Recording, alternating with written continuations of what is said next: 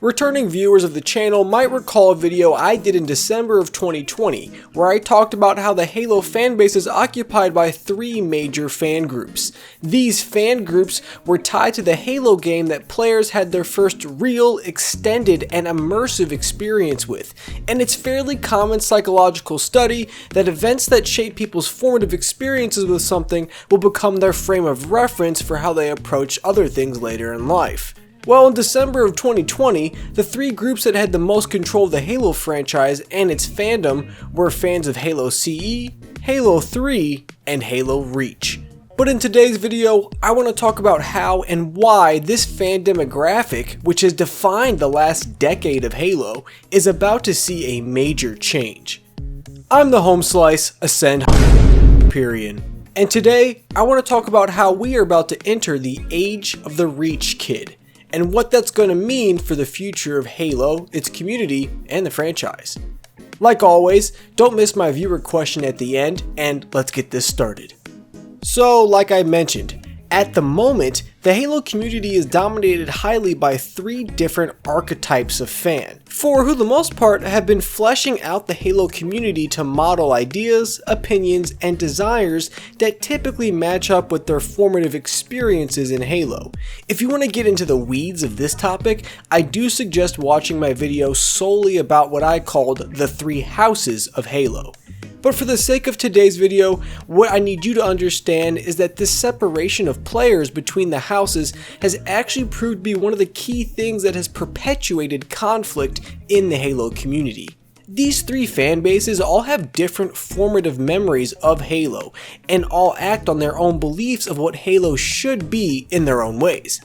Often, what these three houses want for Halo comes in conflict, because let's be honest, these three games that these three houses advocate for are pretty different. It's this advocacy for fundamental difference that has sort of had Halo locked in a gridlock, especially from a community standpoint, for so long. But this condition, this relevance of the three houses, is tied to one major factor outside of Halo. It's directly correlated to player age. Now, the bulk of the Halo fanbase rests within the age range of 17 to 26, roughly. In fact, about 67% of active Halo fans fall in this age range. Here's the catch: when you exit this range, you see a massive drop-off in player volume. This trend is what I call being aged in and aged out of the community, which should be a fairly easy concept for everyone to grasp. While you may play Halo now, chances are there was a point where you didn't play, and you can probably think of a few people from your own life who have since stopped playing Halo as you've aged. And because some people on YouTube will take everything I say as hard and rigid fact with no room for exception, let me say something out loud. Clearly, when you turn 27, your Halo collection doesn't just evaporate. And clearly, Halo is not invisible to anybody under the age of 17. These are trends and averages, and of course are subject to deviation. Trust me, I don't need your 14-page essay on why you'll be a Halo fan forever. The important thing to know is that you're likely to age out of the community around this age range. The numbers are there, you might just end up in the demographic of people hanging on still. So the next question someone who's been paying attention might ask is, well, what does it matter if most Halo fans are between the ages of 17 and 26? Well, it actually matters a lot, because the members of the Halo CE and Halo 3 fan houses are on the cusp of being aged out from Halo. Meaning in the next few years, there will no longer be a three-house, three-way deadlock. And not only are fans of Halo CE and Halo 3 aging out of Halo, the members of the House Reach control the majority in the age ranges that are going to remain in the bulk, and in the younger ages starting to age into the bulk. Basically, when the other two major houses drop out of their strong majority, Reach is poised to assume a massively dominating presence in the Halo community. This event is what I call the Age of the Reach Kid, and will represent the end of a nearly 10-year-long gridlock in the Halo fandom. And if you think I'm just over-speculating or exaggerating, That's fine. After all, I'm just one dude going off the input of several thousand inputs from the whole Halo community. I wonder what entity would have access to more information about fans and players than I do.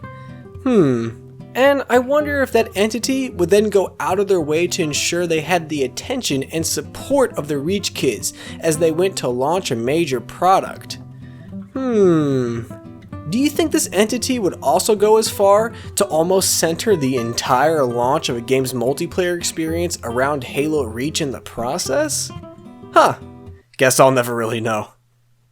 Y'all know I'm just teasing, but what I'm being serious about is how it's no coincidence Halo Infinite is launching with such a focused and affectionate tone towards Halo Reach. 343 is more than aware of what's going on with the Halo franchise, and they understand that if they want Halo Infinite to succeed, they need to not only hook older fans, they need to make sure they lock those fans down for the long haul. This is something Halo 4 and Halo 5 struggled with. So let's talk really quick about how the age of the Reach kid will look. I want to explore the ways in which the Halo community is going to change and discuss the possible future for the Halo fanbase. First and foremost, the age of the Reach kid is going to be spotted with major retaliation from fans reaching the age out range.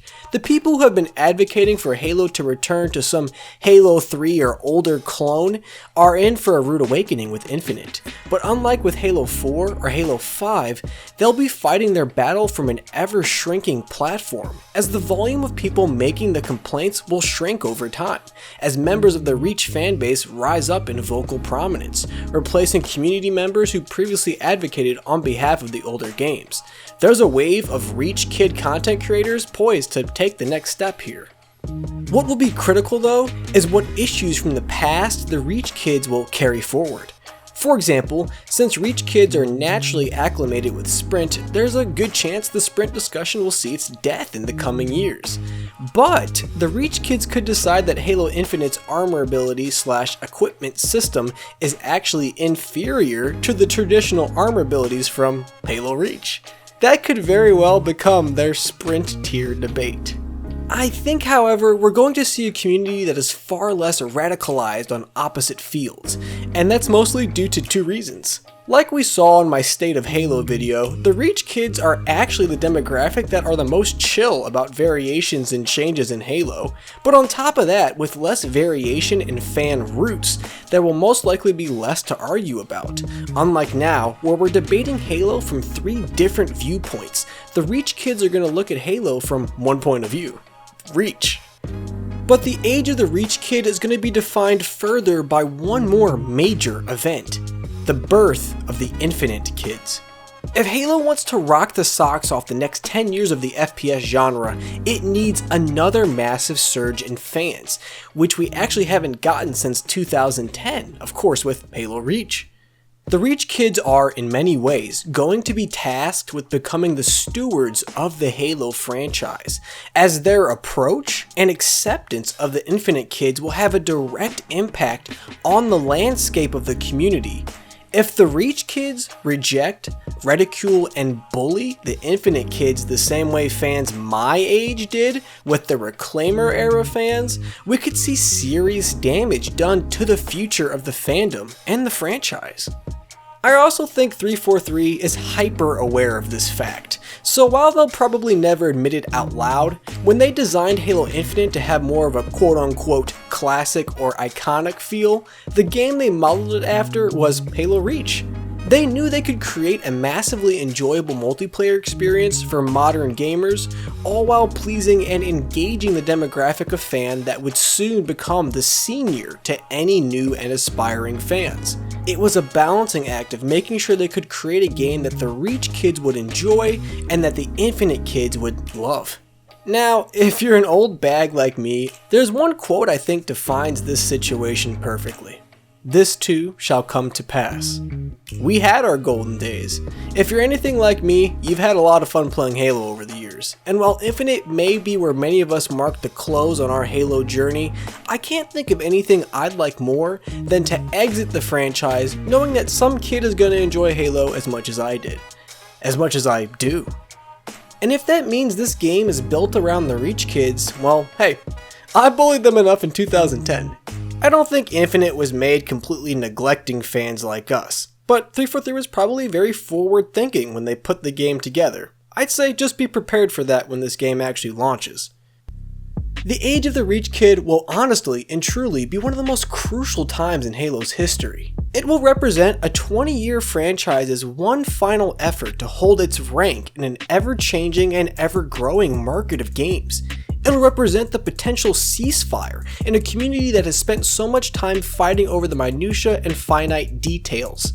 And it'll mark the mortem of Halo's original fanbase, at least by majority. My message to the kids, the Reach adults, I guess at this point, is to think very long and hard about how you were treated when you entered the franchise. Think about what you dislike the most about your entrance to the Halo community, and when you have your interactions with what will be the Infinite kids, consider those things. They'll go a long way because the Infinite kids will remember it just like you remember yours. So, my faithful viewers, let's end today's video with a question. In the Age of the Reach Kid, what do you hope will happen for the Halo community? That's going to do it for this video. Be sure to like and subscribe if you haven't. Follow me on Twitter, and until next time, I'll catch y'all later.